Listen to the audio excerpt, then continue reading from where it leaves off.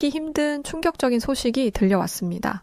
전쟁 전략가로 평생을 살아온 미 해병대원이 고작 8살 된 한국인 초등학생에게 30초 만에 처참하게 패배를 맛본 것인데요. 베트남전 참전과 미 국방부 전략연구소까지 거친 베테랑 전 미 해병은 전술과 전략으로 중무장된 디지털 전장에서 한국의 무서움을 느끼고 온몸에 소름까지 돋았다고 합니다. 언어도 완벽하게 습득하지 못한 어린 초등학생부터 나이가 지긋한 어르신들까지 한국은 모든 남성들이 이미 체계적인 전투 습성을 가지고 있다는 점을 알게 되었고, 이를 미국에 알리자 미 국방부까지 발칵 뒤집어 놓았다고 하는데 과연 무슨 일이 있던 걸까요? 안녕하세요. 저는 1947년생 윌터 브루넬이라고 합니다. 올해로 벌써 78살이 되었죠.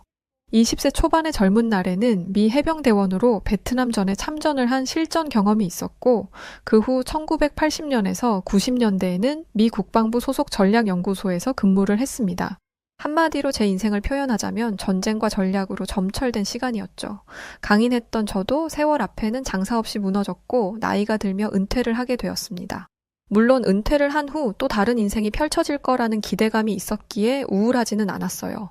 은퇴를 했을 시기에 눈에 넣어도 아프지 않을 손자들이 있었고 손자들과 시간을 보내기 위해 저는 최선을 다했습니다. 그런데 손자들과 시간을 보내기에는 너무 늙은 할아버지였고 어린 손자들과 놀기에는 최신 기술 앞에 한없이 무너져야 했어요. 은퇴 후 미국 애리조나에서 조용한 삶을 살며 그저 평온한 일상을 즐기고 싶었습니다. 이제 전쟁도 작전 계획도 제게 아주 먼 이야기였죠. 제 하루는 커피를 내리고 신문을 읽고 실버 커뮤니티에서 바둑이나 체스를 두는 것으로 채워졌어요. 여기에 어린 손자들과 시간을 보내는 것으로 하루하루를 마무리했고 꽤나 만족스러웠죠. 그러던 어느 날 손자 제이크가 제 앞에 앉아 게임기를 들고 말했습니다. 할아버지, 우리랑 게임 한 판 하자. 그런 손자 제이크를 보면서 저는 헛웃음을 지었습니다. 게임이라니 그건 어린애들이나 하는 장난감 아닌가? 저는 손사래를 치며 말했어요. 제이크, 할아버지는 그런 거 모른단다. 예전엔 실전에서 몸으로 싸우긴 했지만 저런 조그만 상자 들여다보면서 싸운 적도 없고 게임이라니. 그건 제이크처럼 어린아이들이나 하는 거지. 제가 이렇게 말을 했지만 제이크는 지지 않았어요. 손에 들린 게임패드를 흔들며 아주 당차게 말했죠. 할아버지 이거 그냥 조작법만 배우면 누구나 할 수 있어요. 어린애들만 하는 게임도 아니고요. 전쟁도 전략 싸움이잖아요. 이 게임도 마찬가지예요. 총을 쏘고 엄폐하고 작전도 짜는 거니까 한번 해보세요. 저는 어린 손자 제이크의 말을 듣고 잠시 고민을 했습니다. 전쟁과 전략이라니 이 조그만 화면 속에서 그게 가능한지 단순히 어린아이들 놀이 정도로 생각했던 게임이 아닐 수도 있다는 생각이 들었죠. 손자가 말하는 콜 오브 듀티라는 게임을 실행해보니 화면에는 아주 실감나는 전쟁터의 모습이 보였어요. 사막, 숲, 도시, 그리고 무장한 병사들이 보였죠. 저도 모르게 그 순간 전쟁 실전에 투입이라도 한 듯 집중을 했지만 문제는 마음과 다르게 손가락이 제대로 움직이지 않았습니다. 캐릭터는 자꾸만 엉뚱한 방향을 바라보다가 금세 적에게 저격당했고 패배의 연속이었죠. 할아버지, 자꾸 그렇게 적에게 노출되면 안 돼요. 엄폐물 뒤에 숨어서 접근을 해야죠. 우리의 작전 기억 못해요? 전략적으로 접근을 해야 해요. 무조건 돌격은 아주 위험한 행동이라고요. 손자 제이크는 베트남 참전 경험까지 있는 할아버지를 혼내고 있었습니다. 그건 할아버지가 더 잘 알지. 근데 이게 마음이랑 다르게 움직여서 그래. 자꾸 저 캐릭터가 말을 안 듣고 다른 방향을 쳐다보는데? 손자 제이크는 이내 본격적으로 제게 하나씩 알려주기 시작했어요. 한참을 듣고 있다 보니 문득 그 순간이 떠올랐습니다. 제가 젊었을 때 신병들을 훈련시키던 기억이 떠오르며 지금은 역할이 바뀌어 제가 신병이 된 기분이었죠. 그렇게 며칠이 지나면서 저는 점점 게임의 기본적인 조작법을 익히게 되었습니다. 엄폐하고 조준하고 또 사격하는 방법을 익히려 하는데 이게 참 생각보다 쉽지 않았어요. 하지만 점점 제 안에서는 무언가가 살아나는 느낌이 들었죠. 전장에서 날아다니던 본능, 즉 상황을 파악하고 즉각적으로 반응하는 감각이 깨어나고 있었습니다. 그러던 중 저는 지역 노인복지센터에서 열리는 디지털 라이프 워크숍에서 흥미로운 사실을 알게 되었어요. 저처럼 은퇴 후 게임을 배우는 노인들이 꽤 있던 것이었죠. 그리하여 실버게이머 모임이 생기기 시작했고 은근히 서로 경쟁 구도를 형성하며 아주 열심히 참여하기 시작했어요. 본인이 즐기기 위한 노인들도 있었지만 저처럼 손주들과 함께 시간을 보내려는 노인들도 많았습니다. 우리도 젊었을 땐 전쟁터에서 뛰어다녔는데 이제는 다 늙어서 기본적인 것도 못하고 참 씁쓸하네. 가상 전장에서는 완전 신병이지 뭐. 그래도 신병 때 마음가짐으로 노력하면 가상 전장에서도 승리하는 날이 오지 않겠어? 서로를 응원하고 또 경쟁을 하면서 저희는 함께 노력했어요. 게임 속에서 전술을 연구하고 현실의 군 경험을 토대로 작전을 짜며 말이죠. 그렇게 저는 게임을 조금씩 이해해 가고 있었습니다. 조작법도 익혔고 엄폐도 어느 정도 자연스러워졌죠. 물론 아직 손자나 노인 모임 친구들처럼 빠르게 움직이진 못했지만 나름대로 적을 포착하고 사격하는 감각이 살아나고 있었습니다. 그러던 어느 날 밤 이상하게 잠이 오지 않던 새벽 3시에 문득 게임을 떠올렸어요. 새벽 3시니까 지금쯤이면 한산하지 않을까? 낮에는 너무 많은 사람들이 접속해서 정신이 없으니까 지금이라면 오히려 연습하기 좋을 것 같은데? 그렇게 저는 새벽 3시에 게임에 접속을 했고 게임방에 나타난 한국 유저들에게 너무 큰 충격을 받는 사건이 벌어졌습니다. 게임이 시작하고 고작 30초 만에 화면이 붉게 물들었고 머리 위에는 헤드샷이라는 메시지가 떴어요. 뭐야, 오류인가? 무슨 시작하자마자 헤드샷이야. 저는 무척이나 당황했고 부활한 뒤 다시 조심스럽게 움직였습니다.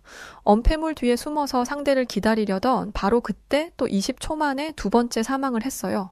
아니 대체 이게 어떻게 된 거야? 이거 지금 오류인 것 같은데 아니면 상대가 핵을 쓰는 건가? 바로 그때 화면 속 채팅창에 올라온 메시지를 보고 충격을 받았습니다. 할배세요. 왜 이렇게 느리세요? 거북이세요? 8살짜리 한국 초딩한테 30초 만에 바로 헤드샷 맞았죠. 네, 1분도 못 버티죠. 현실이죠. 상대는 8살짜리 한국 초등학생이었고 지금껏 저를 30초 안에 쓰러뜨린 적이 게이머도 핵을 쓰는 적도 아니라는 사실에 놀랐습니다. 저는 이 사실을 차마 인정할 수가 없어서 곧바로 재도전을 했지만 역시 결과는 똑같았죠. 제가 총을 겨누기도 전에 한국 초등학생은 이미 제 위치를 파악하고 있었고 마치 저를 속속들이 알고 있는 것처럼 아주 전략적으로 움직였습니다. 한국 초등학생은 벽을 넘고 하늘을 날고 순간적으로 사라졌다가 다시 나타나며 정말 현란한 전술을 보였어요. 바로 그때 깨닫게 되었습니다. 이건 단순한 게임이 아니라 정말 전투였고 난 한국의 8살짜리 초등학생한테 완전히 압도당했어. 도대체 이 어린아이들이 어떻게 이런 전술과 전략을 쓸 수 있지? 한국인들은 도대체 어떻게 이렇게 게임을 잘하는 거지? 정말 수많은 물음표들이 머릿속에 떠다녔고 혼란스러웠습니다. 누군가는 다 늙은 노인이 주책이라고 생각할 수 있겠지만 제게 이 패배는 단순한 게임 속 패배로 느껴지지 않았어요. 제가 늘 자부심을 가졌던 전략적 사고, 전장 경험, 신속한 판단력, 이 모든 것이 게임 속 한국 초등학생들 앞에서 한순간에 무너지고 압도당했죠. 이건 단순한 반응 속도의 차이가 아니었어. 한국인들은 왜 이렇게 게임을 잘하지? 심지어 저 어린아이들이 전략과 전술을 세우고 움직인다니 믿기가 어려운데 저는 전장을 누비던 과거를 떠올려 봤습니다. 베트남전에서 저는 적의 움직임을 읽고 전술적으로 위치를 잡으며 팀원들과 협력해 적을 섬멸하는 법을 익혔죠. 그러나 게임 속에서 만난 한국 초등학생들은 마치 정예 특수부대처럼 단단하게 움직였습니다. 한국 초등학생들은 단순히 총을 잘 쏘는 것이 아니라 완벽한 팀워크, 신속한 정보 공유, 예측 불가능한 기동 등 대단했어요. 저는 분명히 적의 위치를 확인하고 엄폐물을 이용해 반격할 준비까지 완벽하게 마쳤으나 상대는 이미 다음 움직임을 예측하고 있었던 것처럼 반박자 빠르게 대응했어요. 마치 제가 어떤 선택을 할지 미리 알고 있는 듯한 느낌이었고 결코 우연이 아닌 훈련의 결과라고 생각했습니다. 많은 생각을 하던 끝에 문득 한국이라는 나라를 제대로 떠올려 보니 전쟁을 겪은 나라였고 놀라운 경제 성장을 이룩한 나라였죠. 그리고 전 세계에서 가장 빠르게 디지털 환경에 적응한 나라입니다. 제가 1980년에서 90년대 국방부 전략연구소에서 일하며 한국군과 협력했을 때가 있었는데 그 당시 한국군은 철저한 훈련과 조직적인 전술 운용으로 미군조차 감탄하게 만들었죠. 그런데 지금 그 정신과 훈련 방식이 게임 속에서도 그대로 이어지고 있는 것처럼 보여서 충격이 컸습니다. 어쩌면 한국은 단순한 IT 강국이 아니라 디지털 전투 민족일 수도 있겠는데? 제 인생에 패배란 결코 없었으며 전장을 연구하던 과거의 습관대로 노트를 꺼내 들었습니다. 그리고 제가 해야 할 일은 단 하나, 이 디지털 전장에서 살아남는 법을 정확하게 배우는 것이었죠. 은퇴 후 여행을 간 적도 없었고 수많은 궁금증을 품고 있는 유일한 나라인 한국으로 저는 곧장 떠날 준비를 했습니다. 물론 여행 가방을 꾸리면서도 제 스스로가 웃겨서 웃음이 나오긴 했어요. 은퇴하고 가는 첫 여행이 게임 때문에 한국이라니 나도 참 병이다 병이야. 그렇지만 이건 단순한 호기심이 아니었습니다. 제가 만난 한국 게이머들은 단순한 좋은 플레이어가 아니었죠. 그들의 움직임은 훈련된 군인의 전술과 다를 바가 없어 보였고 배울 것과 궁금한 것이 한두 가지가 아니었습니다. 그래서 그 원천이 무엇인지 직접 보고 싶었어요. 그렇게 저는 한국의 서울로 향했습니다. 서울에 도착한 저는 강남 도심 한복판에 무수히 많은 PC방이라는 간판들을 보게 되었습니다. 전 세계 어디에도 없는 한국만의 독특한 문화 중 하나였고 게임을 위한 전문적인 공간이었죠. 제가 문을 열고 들어서는 순간 전혀 다른 세계가 펼쳐졌습니다.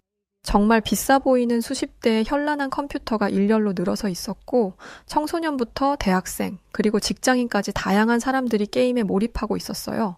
벽에는 인기게임 순위와 이벤트 정보가 한가득 있었고 주방에서는 라면과 간식 그리고 각종 밥류 등의 요리들이 조리되고 있었습니다. 이 놀라운 광경에 감탄을 하며 저는 PC방 안에 들어섰습니다. 이내 한쪽 구석에 앉아 게임을 하고 있는 고등학생 무리를 발견했는데 그들은 헤드셋을 쓰고 빠르게 의사소통을 주고받으며 마치 특수부대원처럼 움직이고 있었죠. 좌측 엄폐, 후방 체크해, 여기 지원 요청, 정면적 접근 중, 2층 클리어, 오케이, 다음 포인트로 이동.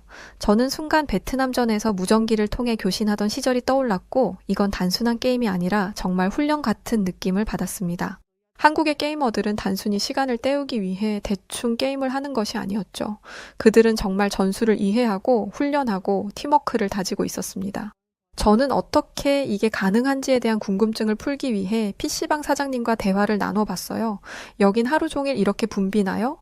그럼요. 학교 끝나고 애들이 다 몰려오죠. 한국인들은 어린아이들도 정말 전술적으로 게임을 하던데 이게 일반적인 건가요?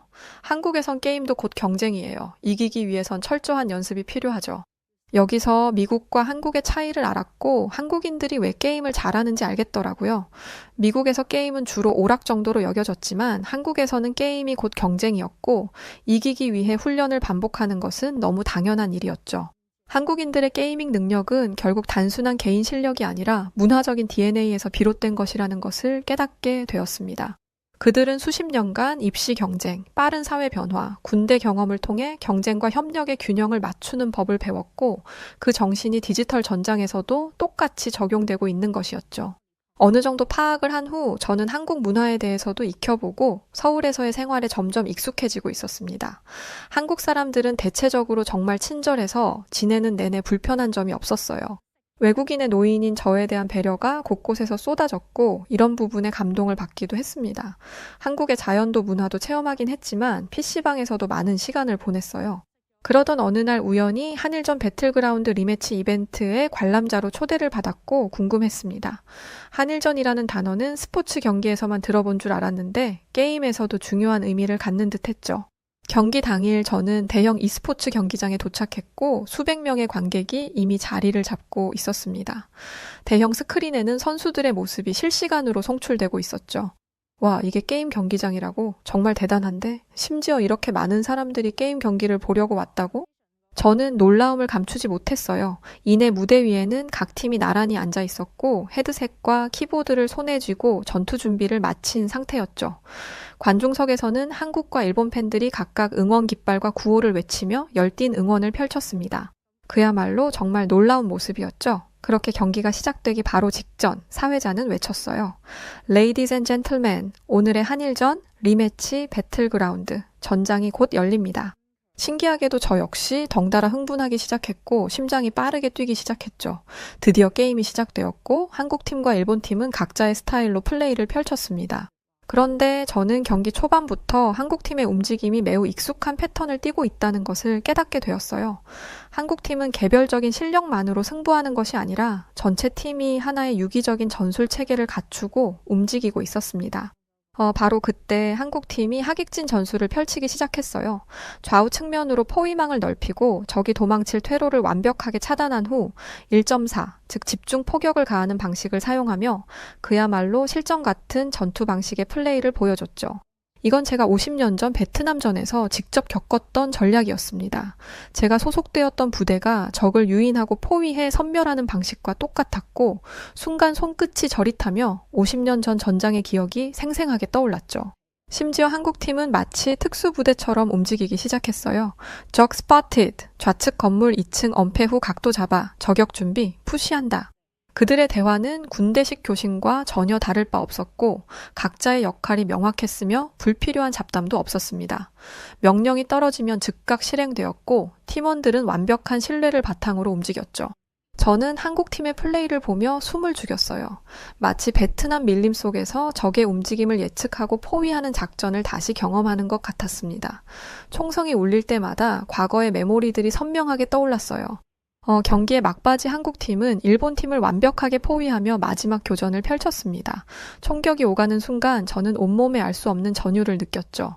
최후의 한 명 처리 완료, 위너 위너, 치킨 디너. 한국팀이 승리하자 경기장은 순식간에 환호로 뒤덮였습니다.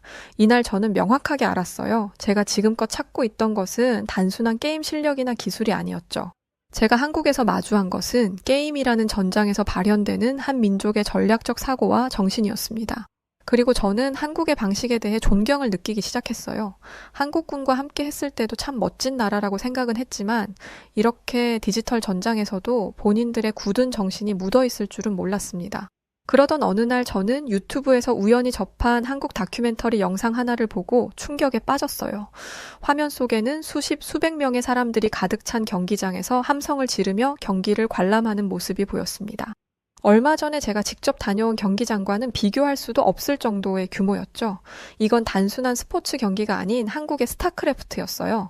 한국에서는 이 게임이 단순한 오락이 아니라 하나의 문화이자 산업으로 자리 잡고 있다고 했습니다. 이건 마치 20세기 초반의 권투 경기 같은 분위기네? 저는 그걸 보면서 한국의 게임 역사를 조금씩 파고들기 시작했습니다. 2000년대 초반부터 시작된 문화, 그리고 본좌로 불리는 선수들과 이묘환이라는 전설의 사나이를 알게 되었습니다. 그리고 전장을 지배하는 프로토스의 신 홍진호, 그 외에 수많은 스타크래프트 선수들이 전설적인 존재로 불리며 그야말로 신화처럼 남아있었죠. 한국에서는 게임이 곧 전투였기에 단순히 빠른 손놀림을 넘어 전략, 심리전, 기만술이 모두 녹아들어 있었습니다. 마치 전장에서 아군과 적군이 서로를 견제하며 교묘한 심리전을 펼치는 것과 같았어요. 제가 본 다큐멘터리의 영상을 보고 정말 입을 다물지 못했습니다. 한 프로게이머가 손으로 조작하는 대신 발로 키보드를 조작하며 경기를 하고 있었죠. 그 모습은 전장에서 손을 다친 채 끝까지 싸우는 전우들의 모습과 묘하게 겹쳐졌습니다. 세상에, 전장에서 손을 잃어도 싸울 수 있는 법을 이들은 이미 터득한 거야? 이 나라는 전투 본능이 유전자에 새겨진 대단한 나라야. 전략과 전투가 피 속에 흐르고 어떤 환경에서도 승리를 위해 적응하는 DNA가 있는 거야. 정말 충격적인 광경에 한국이라는 나라가 어떤 나라인지 또렷하게 알겠더라고요. 저는 그렇게 한국에서의 대단한 경험을 곱씹으며 미국으로 돌아왔습니다. 그러나 제 머릿속에는 여전히 한국에서 본 것들로 가득 차 있었죠. 저는 한국에서 단순히 게임을 배운 것이 아니라고 생각합니다. 한국의 PC방, 그리고 경기장에서 마주했던 젊은 게이머들의 엄청난 집중력과 전술적 사고, 그리고 스타크래프트 전설들에게서 본 전략적 사고의 깊이가 저라는 한 사람의 사고방식을 완전히 뒤흔들어 놓았죠. 그러던 어느 날 저는 미국의 한 유명 방송 프로그램에 초청을 받게 되었습니다. 그동안 베트남전 참전 용사로서 전장에서의 경험과 군사적 통찰력을 공유하는 아주 중요한 자리였죠. 저 역시 이날을 손꼽아 기다리며 홀로 많은 연습을 했어요. 그리고 그날 저는 평소와 다른 이야기로 접근을 하며 미국 전역을 발칵 뒤집어 버렸습니다. 가장 무서운 군대는 바로 한국 PC방에서 자라고 있습니다. 방송이 시작되자 진행자가 제게 질문을 던졌고 제 말에 충격을 받은 듯 했죠. 이어서 한국에서 겪은 놀라운 경험을 듣고 싶어 하는 사람들의 질문은 쏟아졌습니다. 윌터, 당신은 전장에서 수많은 병사들과 함께 싸웠고 전쟁의 본질을 누구보다 잘 아는 인물이지 않습니까? 그런데 최근 한국에 다녀왔고 가장 무서운 군대가 한국의 PC방이라는 말이 도대체 무슨 말인가요? 저는 잠시 침묵을 유지하다 천천히 말을 이어갔어요. 제가 본 것은 단순한 오락이 아니었어요. 우리 미국인들은 게임을 그저 오락으로 취급하고 말죠. 그러나 한국의 젊은이들, 하다못해 초등학생들까지도 단순히 게임을 하는 것이 아니라 전술을 훈련하고 있었어요. 그들이 다루는 것은 총이 아니라 전략과 정보, 그리고 팀워크였죠. 모두 아시겠지만 저는 오랜 세월 전략연구소에서 근무한 경험도 있습니다. 하지만 제가 가장 인상 깊었던 전장을 꼽으라면 저는 바로 한국의 PC방입니다. 제 말에 진행자는 아주 흥미롭다는 듯 물었습니다. 네, 그런데 아직은 잘 이해가 가지 않는데 그게 무슨 뜻이죠? PC방을 인상 깊은 전장으로 꼽는다는 게 사실 참 이해하기가 어렵거든요. 이어 저는 미소를 지으며 스튜디오에 있는 스크린을 가리키며 말했어요. 그 스크린에는 한국의 스타크래프트 리그 경기 장면이 흘러나오고 있었고 그 속에 이묘환, 이윤열, 홍진호 같은 한국의 전설적인 선수들이 등장하는 화면을 보며 저는 말을 이어갔습니다. 저는 한국에서 직접 PC방을 가봤어요. 거기에는 10대부터 60대까지 다양한 연령층의 게이머들이 있었는데 그들에게 게임은 단순한 오락이 아니라 전술 훈련 같은 존재였죠. 한국 게이머들은 개별적인 전투 능력보다 전술적 사고와 협력을 중시했고 빠르게 변하는 상황에 적응하는 능력을 가지고 있었죠. 저는 그들의 그런 플레이를 보면서 전장의 지휘관들이 떠올랐어요. 그럼 그들이야말로 디지털 시대의 전사들이 아닐까요? 그러므로 가장 무서운 군대는 한국 PC방에서 자라고 있습니다. 저는 한국의 PC방에서 보고 느낀 것을 있는 그대로 표현했습니다. 어린 초등학생들마저도 총을 쏘는 것이 오락을 하는 것이 아니라 전략을 실행한다는 것을 말이죠. 제가 새벽 3시에 접속했을 때 저를 30초 만에 전멸시킨 상대를 기억합니다. 그 상대는 한국의 8살짜리 초등학생 아이였죠. 그 아이는 막무가내로 총을 난사한 것이 아니라 미리 정해진 움직임으로 저를 유인했고 정확한 순간에 공격을 했어요. 한마디로 그 아이는 총을 쏘는 게 아니라 전략을 정확히 실행하고 있던 거였죠. 단순한 반응 속도의 차이가 아닌 겁니다. 이어 저는 더 말을 했습니다.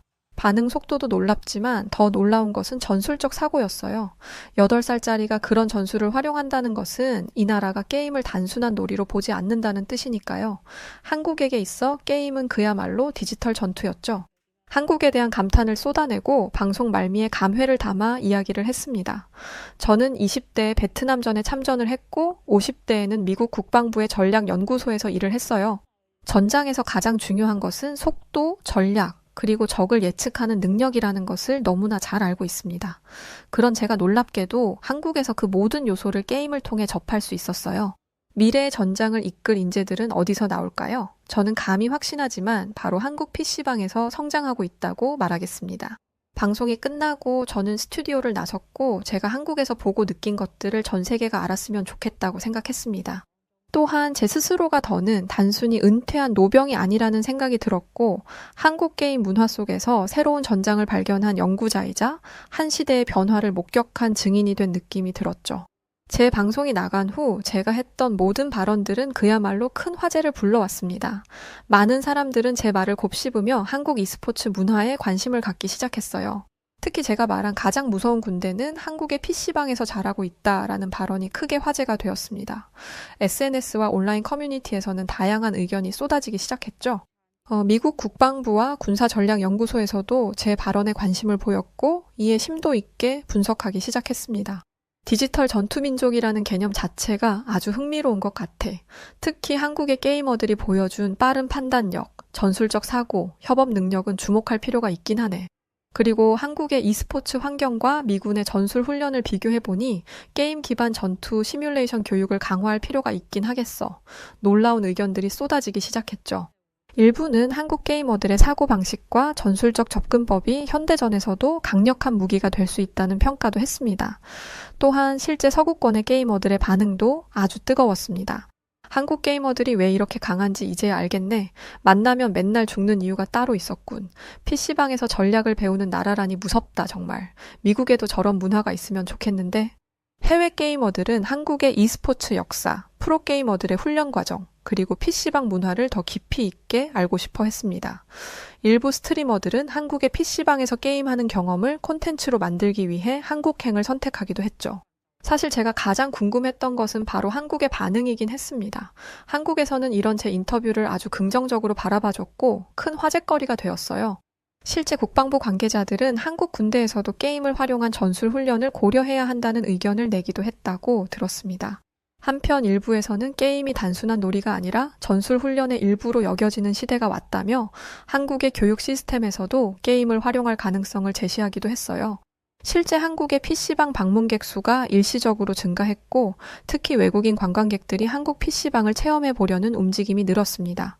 e스포츠 관계자들은 이런 입장을 내기도 했어요. 게임이 단순한 오락이 아니라 전략적 사고를 기르는 도구로 인정받고 있어 매우 기쁘며 e스포츠 산업에 대한 관심이 높아질 것을 기대 중에 있습니다. 일부 방송국에서는 한국 게임 문화의 강점을 분석하는 다큐멘터리 제작을 기획하기도 하며 정말 큰 관심이 쏟아졌습니다. 제 인터뷰는 단순한 개인의 감상이 아니라 게임이 새로운 시대의 전술 훈련 도구가 될 수 있음을 시사한 발언이었고 제 의도가 정확하게 전달되었어요.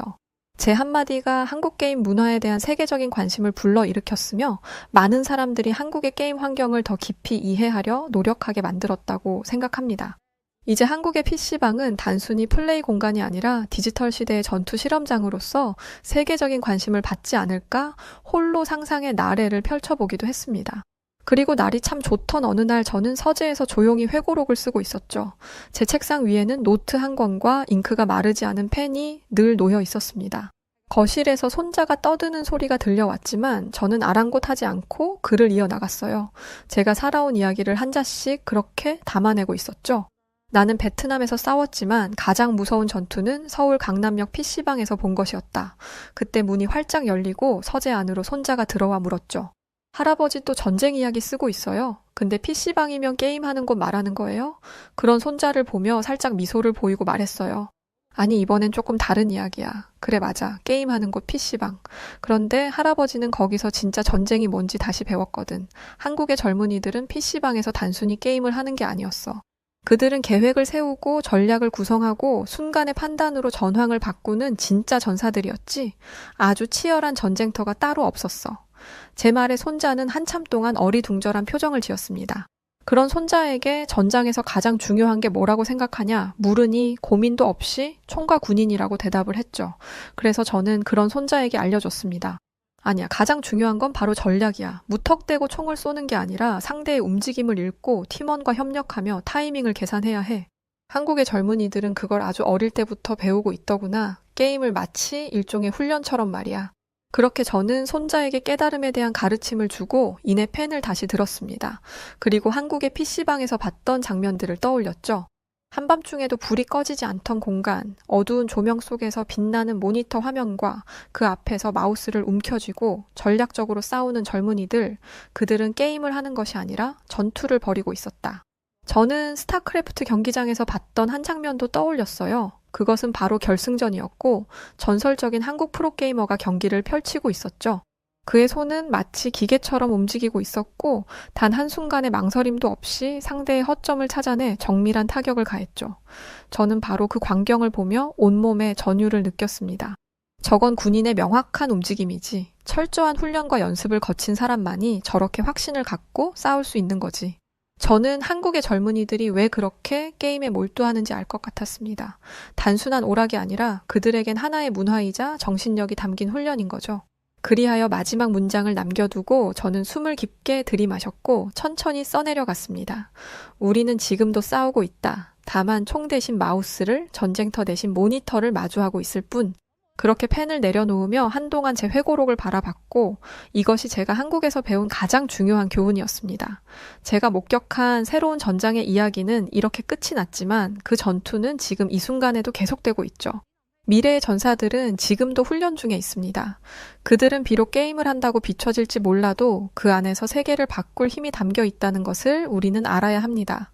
한국의 PC방에 숨겨진 놀라운 힘을 말이죠. 긴 글 읽어주셔서 감사합니다. 오늘 사연은 2024년 10월 13일 날 도착했던 일본인 다나카 켄지 씨의 사연입니다. 매독이 퍼지고 있는 일본을 떠나 한국 여자를 꼬시겠다며 한국으로 단체 관광을 하러 온 일본 양아치 남자들이 있습니다. 그들 중에는 한국을 혐오하는 격투기 선수도 있었는데요. 그는 뼛속까지 무시했던 한국에 온 뒤 생에 다시는 없을 놀라운 경험을 하게 되고 결국 한국에 무릎을 꿇게 되었다고 합니다.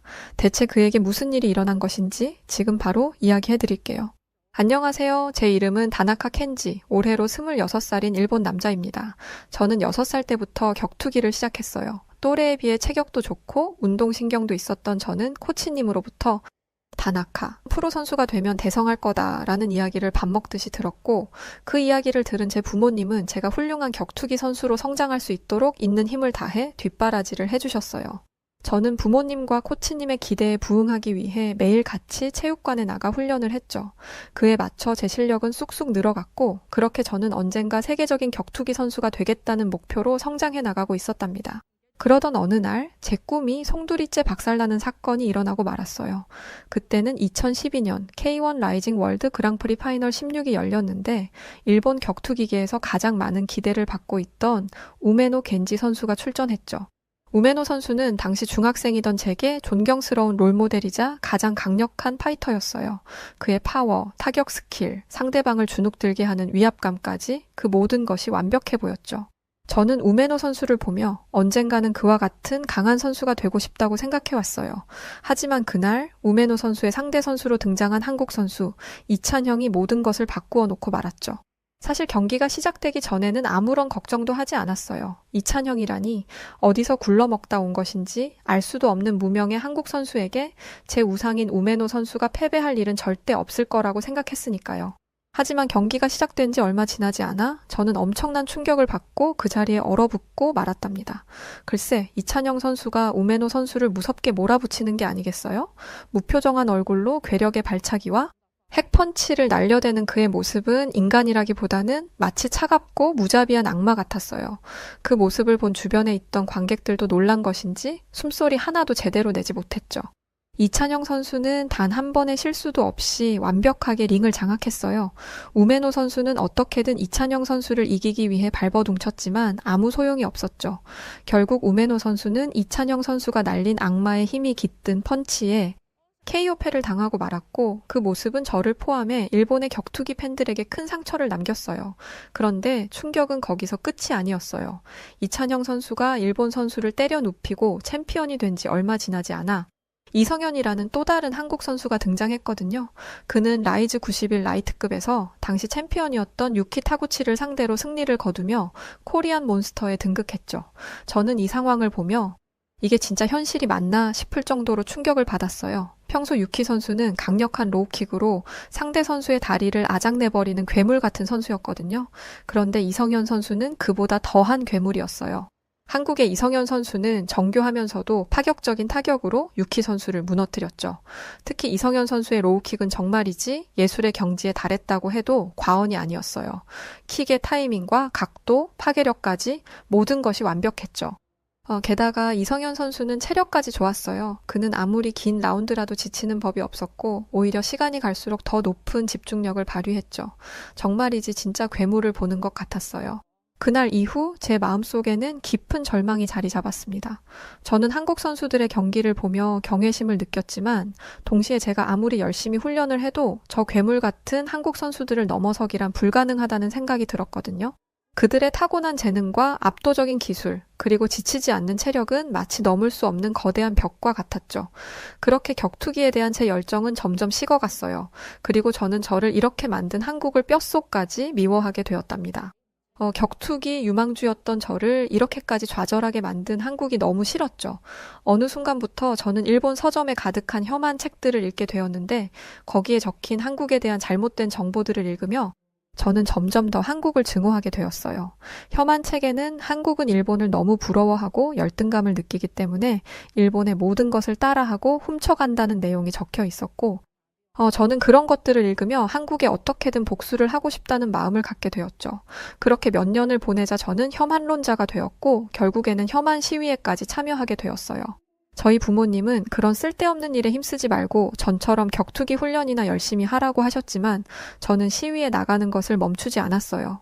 시위에 나가서 저와 비슷한 생각을 가진 일본인들과 힘껏 목소리를 높여 한국은 일본을 그만 따라해라. 한국은 일본에 오지 마라. 라고 외치다 보면 어느새 스트레스가 싹 날아가고 기분이 너무 좋았거든요. 그러다 보니 저는 저절로 격투기 훈련을 멀리하게 되었고 날이 갈수록 실력이 떨어지며 저는 그저 그렇고 그런 격투기 선수가 되어갔죠. 유망주로 한 몸에 기대를 받았던 것은 마치 처음부터 없었던 일인 것처럼 저는 빠르게 퇴물이 되어갔어요. 부모님은 대체 혐한 시위가 뭐라고 커리어까지 망치며 그런 곳에다 힘을 쏟는 거냐며 저를 나무라셨지만 저는 사실 혐한 시위에 큰 뜻을 품고 있었어요. 저라도 이렇게 혐한 시위를 계속하면 언젠가 다른 사람들도 한국의 끔찍한 실체를 알게 될 것이고 그러다 보면 한국은 세계에서 홀로 고립될 것이라는 생각이 들었거든요. 그렇게라도 저는 제 자존심에 상처를 낸 한국에 복수를 하고 싶었어요. 그런데 제 예상과 달리 한국은 점점 더 잘 나가는 나라가 되어갔어요. 언젠가부터 한국을 좋아하는 사람들이 조금씩 많아지기 시작하더니 이제는 한국이라는 나라가 전 세계의 중심이라고 해도 무방한 정도가 되었죠. 최근에 가장 황당했던 소식은 캄보디아 공주가 한국 아이돌이 되겠다며 한국으로 갔다는 이야기였어요. 그 공주는 예쁘장한 얼굴과 귀티 나는 미모로 왕실 팬들에게 어마어마한 인기를 끌고 있는 사람인데 그 정도 되는 사람이 자신의 롤모델이 블랙핑크라고 대놓고 이야기하는 건 물론 케이팝 아이돌이 되고 싶다고 해 한국에 가서 연습생 생활을 시작했다는 겁니다. 아니, 세계 3위 경제 대국인 우리 일본의 아이돌이 되고 싶은 것도 아니고 고작 한국 아이돌이라니 대체 그 공주는 무슨 생각을 하고 사는 것인지 제정신인 것은 맞나 싶어서 정말 어이가 없었죠. 만약 우리 일본의 공주님이 그런 짓을 했다면 저는 물론이고 전 일본인들이 들고 일어났을 텐데 말이에요. 캄보디아는 후진국이니 같은 후진국들이 잘들 논다는 생각도 들었고요. 그런데 짜증나는 일은 여기서 끝이 아니었어요. 글쎄, 생각 없는 어떤 일본인들이 한국을 열성적으로 좋아해대는 것 아니겠어요? 최근 일본에서는 한국의 비빔밥이 소울푸드라고 불리며 일본의 젊은 사람들 사이에서 대유행을 하고 있죠. 거리마다 한국 음식점이 들어서고 거기에 들어가려고 길게 줄을 선 일본 사람들을 보며 저는 정말 자존심이 상했어요. 우리 일본에도 맛있고 훌륭한 전통 음식들이 얼마나 많은데 어떻게 우리 자랑스러운 일본 음식을 외면하고 한국 음식 따위를 찾을 수 있는지 진짜 열받아서 참을 수가 없었죠. 심지어 한국을 너무 사랑하는 어떤 일본 여자들은 한국을 여행하는 기분을 내기 위해 집에서 일부러 한국인처럼 옷을 입고 한국 음식을 만들어 먹으며 한국 드라마를 보기도 한다고 했죠. 여기서 그치지 않고 그들은 한국어 스터디 모임을 만들어서 매일 한국말을 쓰며 한국인 코스프레까지 한다고 했어요. 그 이야기를 듣는데 진짜 일본인으로서 자존심도 없나 싶고 세상에 좋아할 게 없어서 한국을 좋아하나 싶었죠. 그나마 제 자존심을 살려주는 것은 일본의 만화였는데 일본 만화는 예전부터 퀄리티가 높고 작품성이 훌륭해서 전 세계에서 1등을 해왔죠. 한국인들도 일본 만화라면 사족을 못 썼으니 저는 거기에 약간이지만 만족감을 느꼈어요. 그런데 어느 순간부터 한국이 일본 만화의 위상을 넘어서려 하는 게 아니겠어요? 대체 어쩌다 이 지경이 된 것인지 알아보니 사람들이 휴대폰으로 웹툰을 보기 시작하면서 뛰어난 디지털 기술을 가진 한국이 일본 만화 시장에 치고 들어왔다는 것이었어요. 그리고 얼마 지나지 않아 결국 네이버 웹툰이나 카카오 웹툰 같은 한국의 플랫폼들이 일본에서 인기 있는 앱 1위와 2위를 차지하게 되었죠.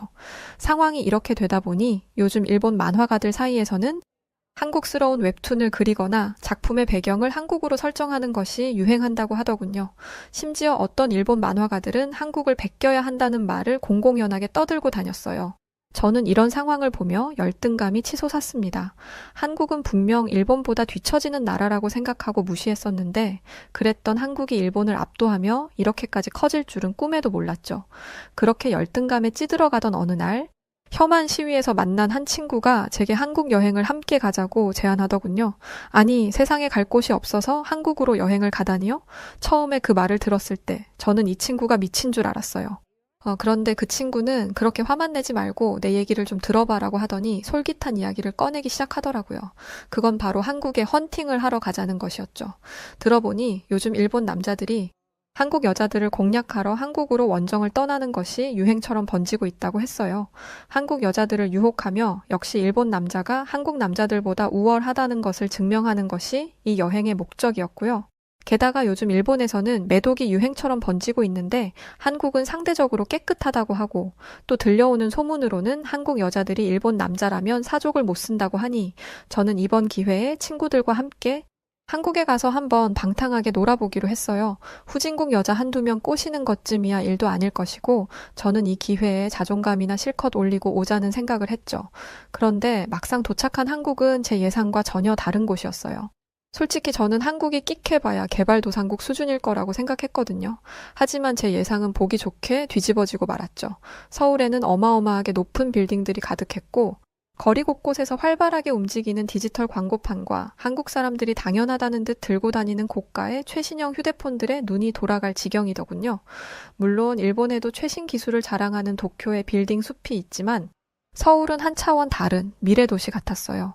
일본은 아무래도 아직까지 아날로그적인 감성이 강한데 한국은 모든 것이 고도로 디지털화되어 있었죠. 한국은 아주 작은 가게에도 대부분 무인 단말기와 QR코드 시스템이 설치되어 있었는데 저와 일본 친구들은 이런 기계들을 접해본 적이 없어서 주문 하나를 하는데도 버벅거렸죠. 어떻게 겨우 주문을 마치고 계산을 할 때도 당황스러운 것은 마찬가지였는데 제가 지폐를 들고 어리버리하고 있자 직원이 와서 이렇게 말하더군요. 죄송하지만 저희 매장은 모바일 페이만 가능합니다. 그 말에 저희가 어쩔 줄 모르고 난감해하자 그 직원은 국제 신용카드를 내도 된다고 하더군요. 다행히 제가 카드를 하나 가지고 있었길래 저희는 겨우 밥을 먹을 수 있었어요. 사실 일본에서는 아직도 많은 가게들이 현금만 받는데 이곳은 오히려 현금을 받지 않는다니 당황스럽더군요. 뭔가 촌스러운 사람이 된 것 같아서 창피하기도 했고요.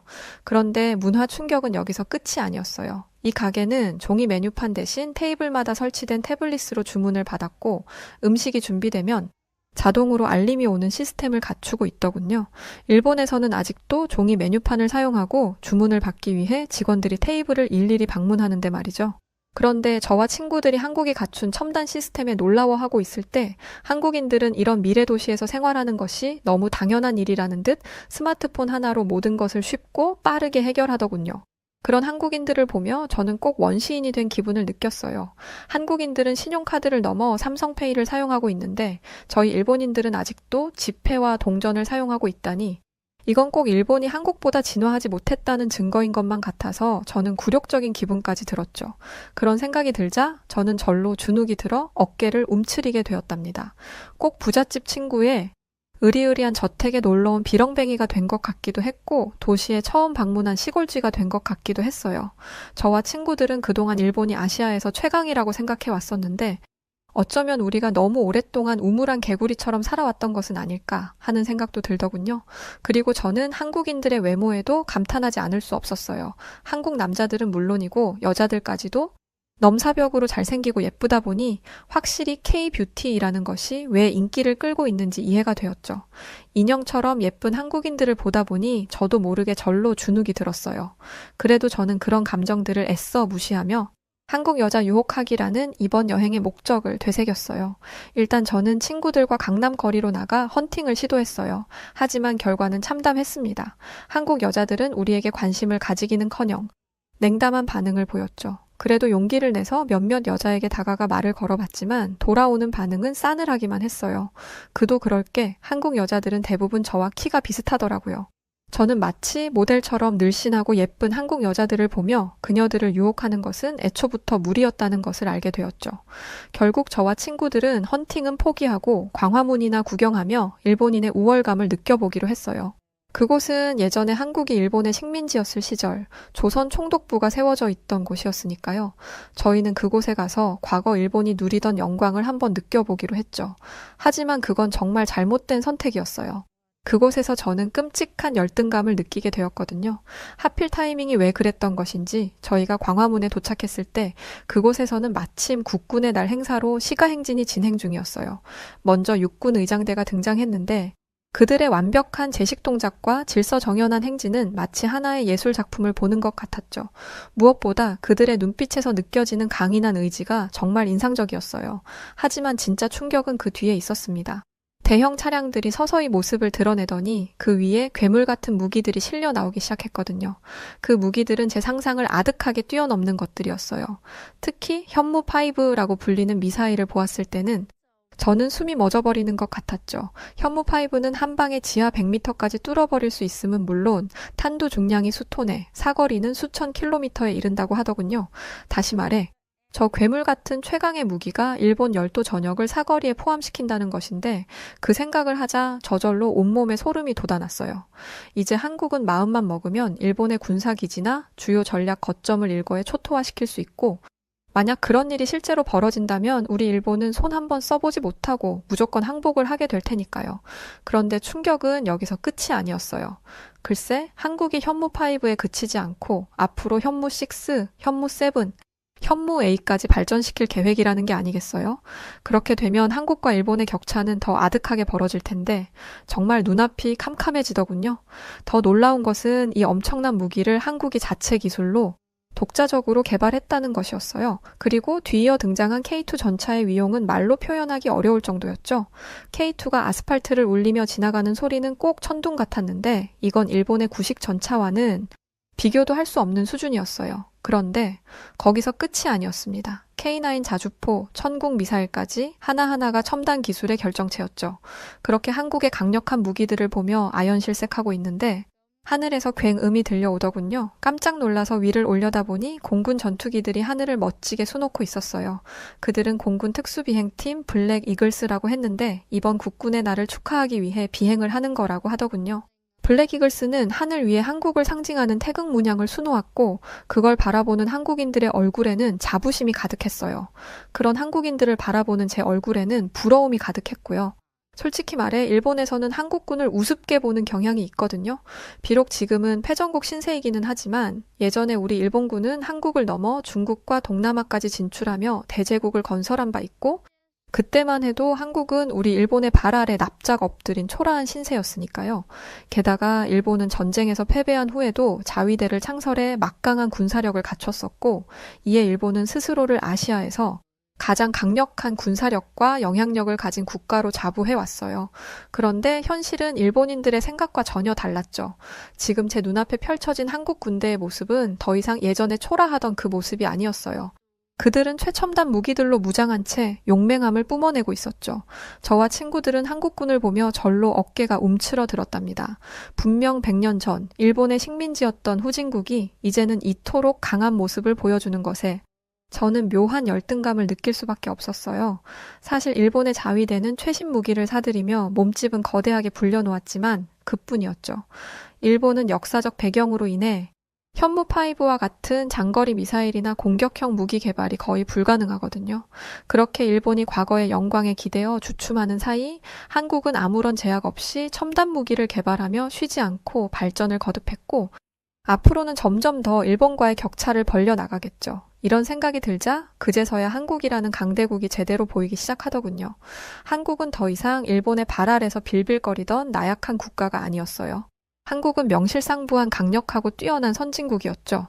게다가 요즘 우리 일본은 유명 AV 여배우들이 매독 양성 판정을 받고 일반 국민들 사이에서도 매독이 무섭게 퍼져나가는 중인데 한국은 강력한 군사력과 첨단 기술을 바탕으로 선진 문화가 퍼져나가는 중이라니 정말이지 비교를 안 할래야 하지 않을 수가 없었죠. 그렇게 저와 친구들은 자존심이 박살난 채로 터벅터벅 힘없이 광화문 일대를 배회했어요. 한국 여자를 유혹하겠다는 저희의 계획은 이미 물 건너간 지 오래고 한 번쯤 보고 싶었던 조선총독부 건물 역시 한국인들이 박살내버린 지 이미 오래였으니 이제는 뭘 하면 좋을지 몰라 저희는 그저 걷고 또 걷기만 했죠.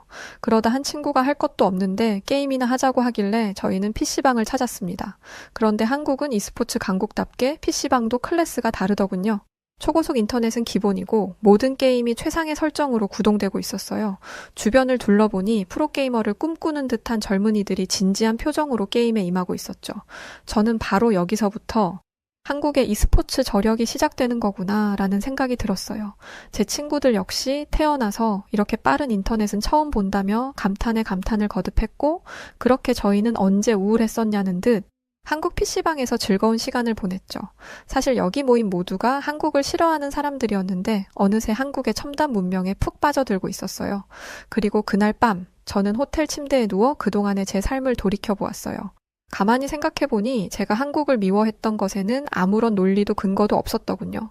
게다가 만약 일본의 격투기 선수들이 한국 선수들에게 격파당했을 때 그들에게 열등감을 느낄 게 아니라 더 열심히 훈련에 정진했다면 지금과 같은 어정쩡한 실력의 선수가 아닌 챔피언이 되어 있을지도 모르는데 말이죠. 그런 생각이 들자 제 지난 시간들이 정말 어리석게 느껴지더군요. 그래서 다음 날 저는 홀로 산책을 하다 우연히 보게 된 근처의 대형 태권도장을 찾았어요. 격투기 선수로서 새롭게 태어나기 위해 한국의 전통 무예를 직접 체험해보고 싶었거든요. 저는 태권도장의 사범님에게 제 신분을 밝힌 후 한번 대련을 해볼 수 있는지 여쭤봤어요. 그러자 사범님은 호기심을 보이시며 흔쾌히 그러자고 하시더군요. 그렇게 저희는 서로 다른 무술로 대련을 하게 되었죠. 처음에 저는 아무리 그동안 제가 훈련에 최선을 다하지 않았다지만 그래도 평생 격투기를 해왔으니 태권도 사범과 비등하게 싸울 수 있을 거라고 생각했어요. 그런데 막상 대련에 들어가자 저는 한국 사범의 발차기에 맥없이 나가 떨어지고 말았어요. 안전모와 방호복을 입지 않았더라면 아마 기절했을지도 몰랐을 겁니다. 아니, 인간적으로 발차기가 너무 강력하더라고요. 저도 격투기 선수로서 발차기에는 자신이 있었는데 한국 사범의 발차기는 차원이 다른 파워를 보여주었죠. 저는 어안이 벙벙해져서 대체 어떻게 그렇게 강한 발차기를 할 수 있는지 물어보았어요. 그러자 한국 사범은 자신감 넘치게 웃으며 이렇게 말했어요. 예전에 한 다큐멘터리 프로그램에서 전 세계 무술들을 대상으로 발차기 위력 테스트를 한 적이 있는데 그 중에서 태권도의 발차기가 가라데나 무에타이보다 훨씬 빠른 속도와 파워를 가지고 있다고 하더군요. 아마 태권도는 몸의 회전력을 최대한 활용하고 발의 타격 부위를 정확하게 컨트롤하는 것까지 모든 것이 과학적으로 계산된 무술이기 때문인 것 같습니다. 또 한국은 옛날부터 다른 나라의 침략을 많이 당했고 그에 대항해 스스로와 소중한 사람들을 지키기 위해 태권도를 만들고 발전시켜 왔어요. 태권도가 다른 무술보다 강력한 데에는 분명 한국인들의 그런 의지와 진심이 담겨 있기 때문일 겁니다. 참고로 저희의 대화는 사범님이 가지고 있던 삼성 갤럭시의 자동 번역 기능을 이용했는데 한국어를 구사하지 못해도 일본어를 몰랐던 사범님과도 정말 손쉽고 편안하게 대화가 가능하더군요. 저는 사범님의 말을 듣고 왜 한국 이찬영 선수의 펀치에 그토록 강력한 파워가 실렸는지 또 왜 이성현 선수의 로우킥이 그토록 치명적이었는지를 이해하게 되었어요. 한국인들은 어릴 때 대부분 태권도를 배운다고 하던데 아마 이찬영 선수와 이성현 선수도 분명 어릴 때 태권도를 배웠을 테고 그 덕에 그렇게나 강력한 힘과 의지를 갖게 된 것이겠죠. 그렇게 태권도장을 나오면서 저는 많은 생각이 들었어요. 우리 일본에도 가라테라는 고유 무술이 있지만 가라테를 중심으로 한 일본의 격투기와 태권도를 중심으로 한 한국의 격투기의 수준 차이가 생각보다 크구나 싶어서 왠지 모를 우울감까지 들 정도였답니다. 한국은 강대국에 둘러싸여 있고 그 때문에 무수히 많은 역경을 겪어왔지만 그럴 때마다 스스로를 채찍질하고 문제를 제기하며 발전해온 나라였더군요. 한국의 길거리를 걸어 다니다 보면 아무리 늦은 밤 시간이라도 사람들이 지쳐 보이기는커녕 오히려 에너지 넘치는 눈빛을 하고 있는 것을 볼 수 있었어요. 어쩌면 한국이 이렇게 빠르게 성장하고 발전한 이유는 바로 저 눈빛에 있는 것은 아닐까. 이렇게 한국인들이 스스로를 개선하며 끊임없이 노력하는 동안 나는 그리고 일본은 대체 뭘 한 것인가 하는 생각이 들더군요. 그런 생각이 들자 한국에 와서 유유자적하며 여자들이나 꼬셔보려 했던 제가 참 부끄럽게 느껴졌어요. 한국인들은 불철주야 자신의 성장을 위해 노력하는 성숙하고도 훌륭한 사람들이었는데 저는 그런 줄도 모르고 그들을 무시하며 쉽게 유혹할 수 있을 거라고 생각했으니까요. 게다가 제가 어디를 가든 한국 사람들은 제게 친절하게 대해주었는데 이렇게 좋은 사람들을 그동안 미워해왔다는 것도 참 바보 같았다는 생각이 들었어요. 제가 그동안 읽어온 혐한 서적에는 한국 사람들이 다 앞뒤가 다르고 천박하며 상스러운 사람들이라고 되어 있었는데 실제로 만나본 한국 사람들은 절대 그런 사람들이 아니었죠. 또 한국이 일본을 따라한다는 것 역시 사실이 아니었어요. 한국은 사람들이며 건물이며 문화까지 모든 것이 세련됨 그 자체였고 한국 사람들 특성상 정체되어 있는 것을 싫어하는데 그런 사람들이 일본의 아날로그 문화를 따라할 리가 없었죠. 결국 저는 그동안 말도 안 되는 오해로 한국을 미워하며 제 커리어까지 망쳐왔던 것인데 참 대체 왜 그랬던 것인지 너무 후회스럽더군요. 차라리 진작 한국에 왔다면, 그래서 한국인들의 열정과 노력을 직접 목격했다면 많은 것이 달라질 수 있었을 텐데 라는 생각이 들었죠. 지금 저는 20대 중반으로 스포츠 선수로 성공하기에는 꽤나 늦은 시기였으니 이 깨달음은 정말 너무 뼈아픈 것이었어요. 하지만 제가 한국에 와서 배운 것이 하나 있다면 그것은 바로 더 나은 미래를 위해 자신을 끊임없이 발전시키려는 자세를 가져야 한다는 것이었고 저는 지금부터라도 달라져야겠다고 다짐했죠. 왜 한국을 평소 싫어하거나 동경하지 않았던 일본의 젊은이들이 한국만 여행 갔다 오면 사람이 180도 바뀌어서 오는지 저는 그 마법을 직접 경험했고 저 역시 일본의 젊은이답게 그 마법에 빠지고 말았습니다. 일본에서 혐한들이 점점 한국 문화에 빠지고 있는 일본 젊은이들을 보며 말세라며 고개를 절레절레 젓고 있는 상황인데 저는 그 이유가 왜인지 100% 이해할 수 있었죠.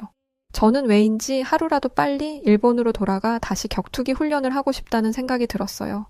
그래서 친구들이 한국에서 더 놀다 가자는 만류도 뿌리치고 혼자서 얼른 일본으로 돌아왔어요.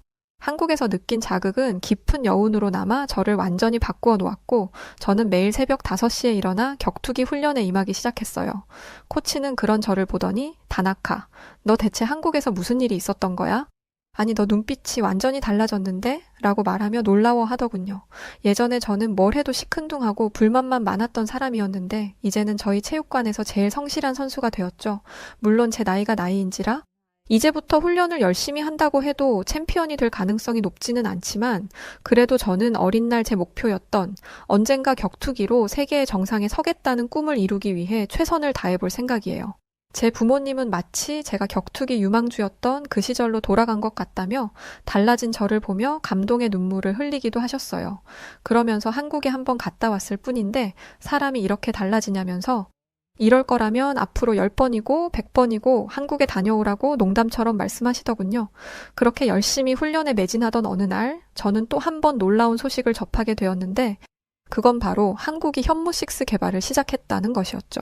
뉴스에서는 현무 시리즈를 보유한 한국은 이제 세계 최강 대국인 미국과 어깨를 나란히 하는 수준이라고 하더군요. 그런데 저는 한국의 강함이 단순히 무기에서 나오는 것이라고는 생각하지 않았어요. 한국이 가진 진짜 힘은 과거에 얽매이지 않고 더 나은 미래를 위해 끝없이 나아가는 끈기와 열정이었죠. 저 역시 그런 한국인들을 본받아 앞으로 격투기 선수로서의 하루하루 나아지기 위해 온 힘을 쏟을 생각입니다. 그러면 언젠가 저도 이찬영 선수의 냉철함과 이성현 선수의 완벽한 기술을 가질 수 있겠죠? 언젠가 링 위에서 한국 선수들과 맞붙는 그 날을 기다리며 꿈을 위해 정진해보겠습니다. 한국을 후진국이라고 무시했던 저를 용서해주세요. 미안했습니다. 네, 오늘 사연은 여기서 끝입니다. 한국인들이 일본인들 별로 안 싫어하는데 뭔가 오해들을 많이 하는 것 같아요. 일본 정부를 비판하는 것이지 사람들을 싫어하는 건 아닌데 말이죠. 그래도 한국을 좋아하는 일본인들이 많이 생기는 것 같아서 참 다행이라는 생각이 듭니다.